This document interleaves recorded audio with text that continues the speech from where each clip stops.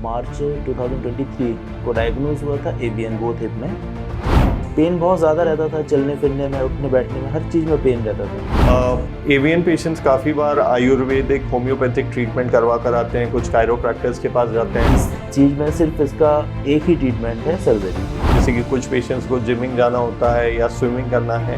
अभी तो सर ने बताया कि तुम जिम भी जा सकते हो, तो मैं जाऊँगा। ऑपरेशन के पहले स्टेयर चलना बहुत कठिन था। आशुतोष बिल्कुल नॉर्मली चल पा रहे हैं विदाउट एनी सपोर्ट। और किसी को भी इस तरह का कोई प्रॉब्लम है एवीएन का, तो विकास सर से ज़रूर मिलना चाहिए, वो बेस्ट सर्जन है।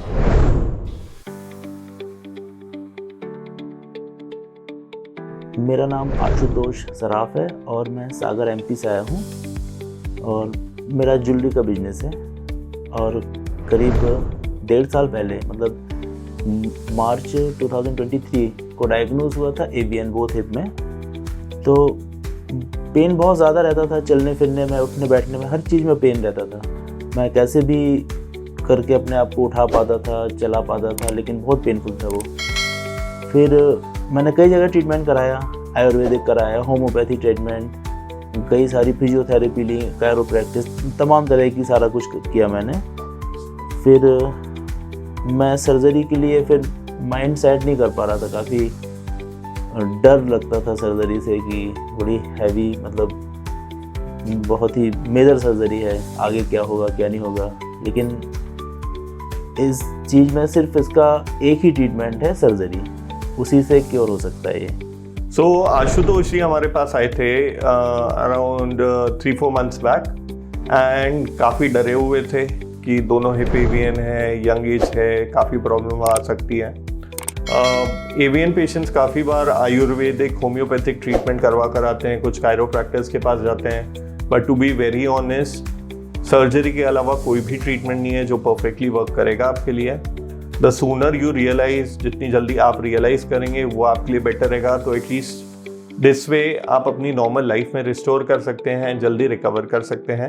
मेरा जो हिप रिप्लेसमेंट हुआ है वो डायरेक्ट एंटीरियर अप्रोच DAA उस टेक्निक के थ्रू किया गया है। और उसमें मेरा एक ही साथ दोनों हिप को एक ही सिटिंग में, एक ही ऑपरेशन में दोनों चेंज कर दिया गया था।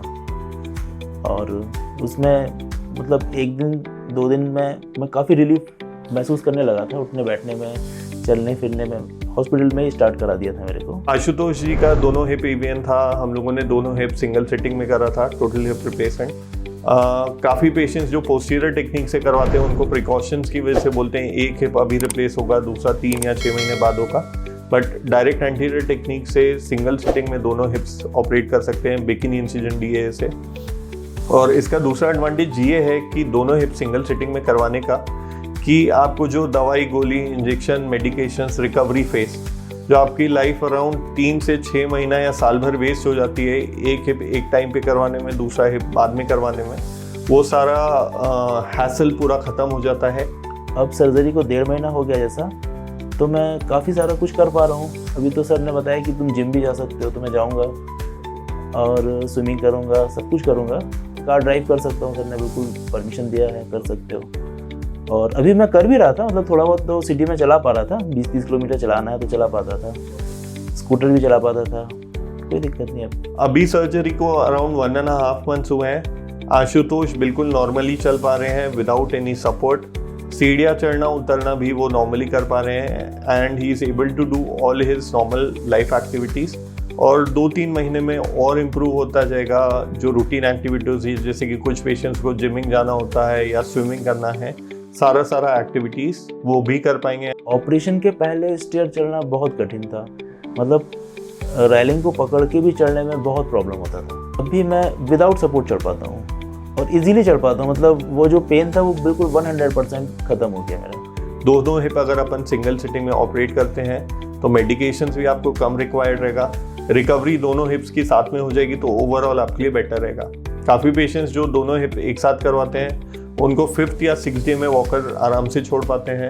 जो पेशेंट सिंगल हिप करवाते हैं उनको 2nd या 3rd डे का डिफरेंस रहता है। 2 या 3 दिन का डिफरेंस रहता है और कुछ ज़्यादा डिफरेंस ही है। विकास सर ने मेरा बहुत अच्छे से ट्रीटमेंट किया और मैं बहुत थैंक्सफुल हूँ उनके लिए कि उन्होंने मुझे, मतलब पहले से जो मैं खड़ा भी नहीं हो पा रहा था, बहुत अच्छे से अब मैं चल फिर पा रहा हूँ। उनके लिए बहुत बिल्कुल by heart thank you very much. अगर किसी और भी पेशेंट्स को ये सेम प्रॉब्लम हो रही हो तो please share our number, we can definitely help them, and thank you.